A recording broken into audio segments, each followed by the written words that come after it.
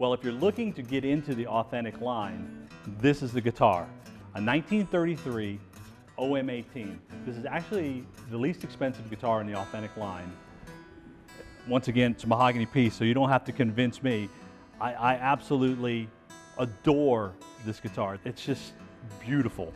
It's gorgeous. As you can see, it's got a burst. This is all hand sprayed. The burst is all hand sprayed.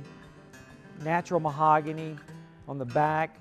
You can see this is all super thin lacquer. All of the Authentics have really thin lacquer, so we put the minimum amount of lacquer that we need to get a nice shine.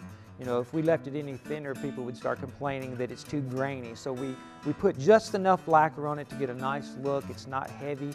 In fact, this guitar is the lightest guitar of the bunch that we've picked up today. You would have to hold me down with this guitar because it literally weighs nothing. Yeah, it feels like it wants to float away, and I think that really adds to the responsiveness of this guitar, that when you play it, there's a sense of lightness that comes from it, so that really responds to the touch of your fingers and your hands when you're playing it. You can feel the guitar resonate against you. And I think, you know, Jeff, I think part of that is the fact that this is also a guitar that has an ebony reinforcement rod in the neck. It's not a T-bar, it's an ebony rod in this particular neck.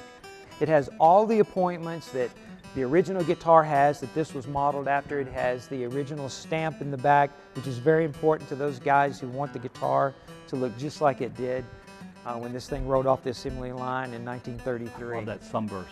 Dude, It's I gorgeous. love that sunburst. I mean, it's representative of the period and the time. Does it not look like the early 1930s? No, it does, and it's my favorite color as well because I actually have an order in for my guitar, and it's an OM-18. So it's going to be a little different than this one, but the color is exactly this color. It's beautiful.